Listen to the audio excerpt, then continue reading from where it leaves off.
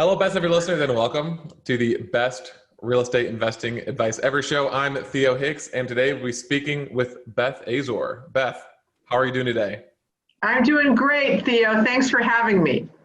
Yeah, thanks for joining us again. Actually, so Beth is a repeat guest. Her last episode was episode 1974. So make sure you check that out. And today is Saturday, so we'll be doing Situation Saturday, talking about a sticky situation that our guest is in and lessons learned, things she's doing to get out of it. So before we get into that, let's go over Beth's background as a refresher. So she is the owner of Azor Advisory Services. She has 30 years of experience investing in retail shopping centers. Her current portfolio consists of 6 centers valued at $80 million. She's based in Fort Lauderdale, Florida, and her website is BethAzor, AZOR.com. So Beth, before we get into the Situation Saturday, do you mind telling us a little bit more about your background and what you're focused on today? Sure, Theo. So my background has been mostly retail, 35 years in the industry, started investing about 5 years in, so 30 years is correct. I've owned and operated shopping centers solely in South Florida. My 6 that I own today are within 10 minutes of my house, so definitely have some market knowledge there and some control. I like to have control. And I also train leasing agents how to lease vacancy around the country for large REITs, private investors, wealth funds, institutional clients. And I've canvassed, knocking on doors, over 10,000 hours. Wow, that's a lot of door knocking. That's a lot of door knocking. So as I mentioned, it is Situation Saturday. So we're going to talk about the future of shopping centers post COVID. So Beth, I kind of let you just take it any direction that you want to start off, and then I can ask some follow-up questions after that. Sure, Theo. So, in March when COVID hit and some of the tenants started calling us, the landlords, kind of crying, we might not be able to pay our rent, I held my first rent relief reduction webinar with over 700 people that attended. And I was very firm, right? Let them go to their business interruption insurance, hold firm. Tell them no, right? And I had 3 since, so I've had 4 in all. And boy, what a change things have made. When the government shuts down your retail and the nail salons cannot open and the hair salons cannot open, the landlords have to pivot, because if those tenants aren't taking in $1, you can't really be the tough old landlord that we might have been in '09, right? People ask me all the time, how's this recession compared to '09? It's completely different. It's 1,000,000% worse because the government shut down the retailers. They told them, you cannot open. So I had acres and acres of parking lots with no cars in them. And it was very challenging. And I went from talking local tenants, mom and pops off ledges, crying to me on the phone, to talking to national tenants who had huge balance sheets, who were basically being rude and saying, sorry, we're not going to pay rent for the next year. And as a landlord, having to, after about 3 or 4 weeks of that, probably in the April to May range, I decided that I had to have the local mom and pop day of phone calls and the national phone calls, because I literally had to change my strength and armor and empathy depending on who I was speaking to. And that's something that in 35 years, I never thought I was going to have to do. Okay, so today's my day where I'm going to talk to all my mom and pop hair salons, barber shops, little coffee shops. Now tomorrow, I'm going to talk to the big box retailers who have the balance sheet, who can pay me my rent so that I can pay the mortgage, but are just choosing to be jerks and not doing so. So that has been a huge, huge challenge. And just looking back and seeing how, day one, we need to be tough, to now day, 5 months later, where we're really propping up some of these mom and pop tenants, because if we don't, we will end up with 20 to 30 to possibly 40% more vacancy than we had 5 months ago. And there will be a lot of landlords and lenders having big discussions, because I'm not sure if the lenders want to take back these properties full of vacancy. It's really kind of sad and scary. What so for the mom and pops, when you say kind of helping them out, propping them up, can you get a little bit more specific on exactly what the not necessarily what the conversations are like, but what the results of the conversations are? Yeah. So, and again, back in the beginning, we were like, no waivers. Don't, we tough landlords. We're not going to give any waivers. We're only going to do deferrals. To now 5 months later, where we have to give waivers. I had hair salons and nail salons that literally were not open for over 2.5 months, not pressing the cash register. So we can pretend to defer the rent for them to pay back later at some future date. But in reality, they've lost those sales forever. They're never getting them back. And even if we were smart enough or the tenant agreed to a 12-month payback of a deferral, how likely is it that they are going to recover to where they pay that back? So we are doing waivers for tenants that weren't open. Now I have a sub shop guy that is doing 50% more business during COVID. Dining rooms closed. He has an app. He's doing delivery. He's doing curbside, and he's killing it. So he's doing double the sales that he did pre-COVID. So he's not getting any waiver or deferral, and nor is he asking, right? So the tenants that are asking, we're helping. Smart landlords are helping, and we're helping in ways of either deferrals and or waivers. With the national tenants, what we're doing, and even with some of the locals, is if we make a deal, it's as short term as possible, right? So hopefully we'll all get back to some semblance of order soon. And if we can get something in return for the waiver or the deferral, that would be great. For example, I have a lease with a Panera Bread, and they wanted to defer, I think, April and May's rent, or 50% of April and May's rent to first quarter 2021. So I said, sure, but your lease is coming up in 2 years. I want you to renew now, your second 5-year option. And they said, no problem.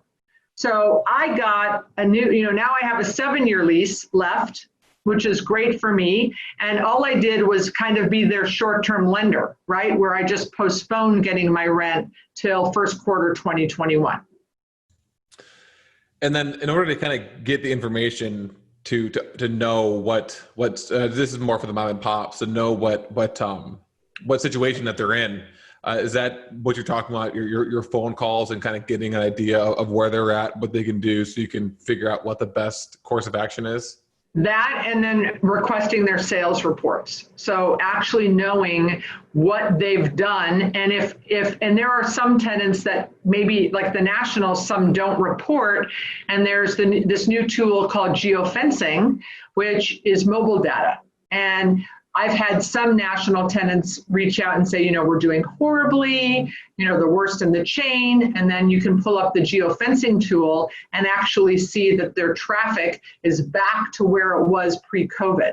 So it's amazing how technology can help the landlords, much to the tenants' unhappiness. So I did have a few nationals that tried to play a little game with me, and then I was able to say, look at this geofencing report. I can see how many people were, at your store yesterday. And it matches to February's traffic. So not going to help. Mm-hmm. And that was geofencing, like a fence? Yes, geofencing, and it's mobile data. So in retail, for the last 35 years that I've been in business, demographics is hugely important. So when you've got a Starbucks or a Panera or a TJ Maxx or even some local tenants, they come to your shopping centers and they're interested in leasing space. They want to know, what is the income? What's the daytime traffic, the employee base in the area? What are the traffic counts, et cetera, et cetera. Now there are tools, Uber has one and a company called Placer AI, and they have the ability to target your shopping center and tenants inside your shopping center, and they can provide you with a report that shows how many people were at your Panera Bread or your Starbucks up till yesterday.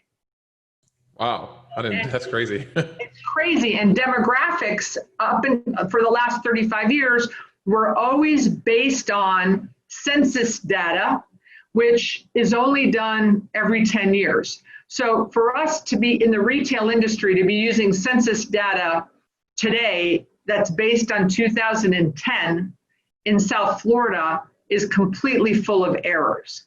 So to have this tool where I know exactly how many people drove into my parking lot up till midnight last night is very, very, very valuable.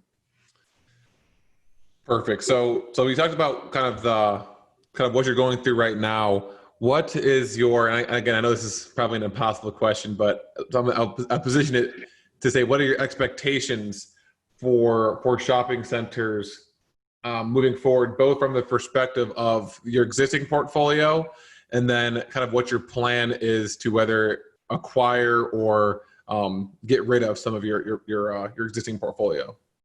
So I'm not going to get rid of anything because I love all my projects and they're performing regardless. But looking forward, my goal is my big wish is that we get our kids back to school because the parents need to work, and that gives them disposable income to be able to come back and shop at our shopping centers. And while they're stuck at home, helping their kids homeschool is a problem for the retail world and the economy. So I'm praying that happens. But to defend against that, I've been encouraging, and even myself, putting tutoring places, even at no rent, almost as like a PSA, a public service, in any vacancy in a shopping center where we could have Zoom sitting, where we hire a college student and parents can drop their kids off and get a couple hours reprieve at home, because if they can work, they'll get more disposable income, and that will filter down to us. They'll be able to eat out more, go shop more, etc. So it's schools. If schools aren't open, what can we as shopping center people with vacancies do to mitigate that? And then bring employees back, because a lot of my small tenants said, I can't get my employees back because they need to be at home with their kids. So that's what I've been kind of preaching. How can we in the real estate industry help schools and help parents so that we can get people shopping again?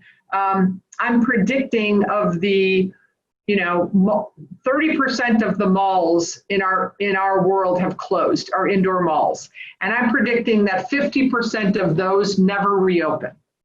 So us outdoor shopping center, strip center, power center, lifestyle center owners need to shift and start talking to those mall tenants. For example, Sephora and Foot Locker, those tenants in those markets where their malls have closed will start looking for alternative opportunities, and that will be to us, the non-indoor mall people. So I do think that it will shift, and you'll see, oh, I used to go to that store in the mall, and you're going to start seeing that be in a more outdoor strip center, power center opportunity.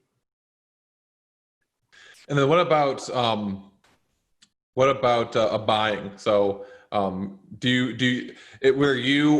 what's your overall recommendation for people who are currently investing in shopping centers or want to get into shopping centers, is now a good time? Should we wait?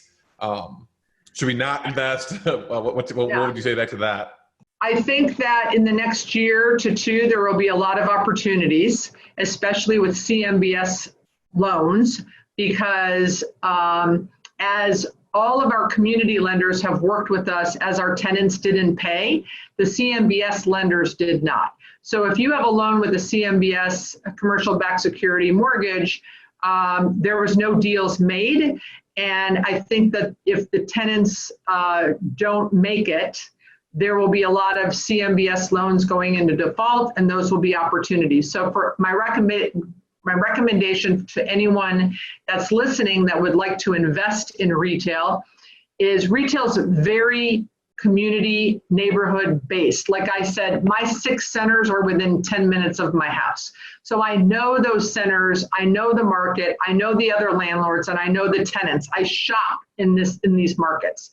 So for anyone that's interested, pick a small, just farm a little area that you know well. Maybe you own a mobile home park down the street. Maybe you own multifamily nearby. Maybe you own office buildings.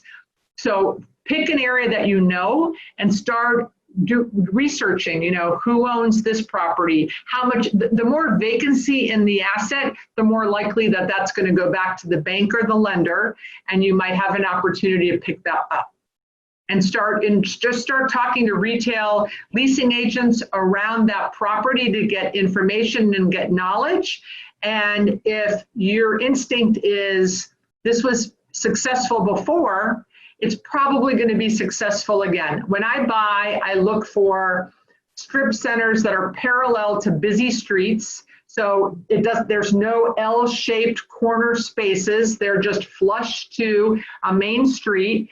And I like high-income neighborhoods, high-income demographics where people have a lot of money. So even if they've hit, a little bit of a hard time, they still have disposable income. And I like smaller. I don't like power centers, and I'm not really grocery-anchored center investor. I'm not going to compete with all of the REITs out there that need to invest their money in grocery anchored. So I look for the multi-tenant, smaller strip centers, 20, 30, 40, 50,000 square feet that are right on the road, lots of traffic, great visibility. That's where the retailers want to be. They want to have great parking. They want to have great visibility to the main, area where there's a lot of daytime traffic, lots of employee traffic nearby to feed the businesses and the restaurants. And going back to what you said about the properties that have CMBS loans on them, and that there weren't any deals made with those lenders, and so you expect there to be properties going back to the banks. If I want to, keep a lookout for that, like how do I find those properties? Is there like a website I go to? Do I need to talk to a leasing agent, as you said, or someone else? I think that you can reach out to the CMBS loan lenders themselves. You can find mortgage brokers and capital markets investment brokers in your area. Ask the leasing agents who are the top investment sale brokers. They can probably get you into those types of, but it's really it's a who you know game there for sure. And I don't think they publish lists. There are watch lists, but you need to know who to call to get that information. And it's a very tight club. Okay, Beth, is there anything else you want to mention as it relates to shopping centers and COVID, or any other call to action you have before we conclude the interview? Well, my call to action is go shop local.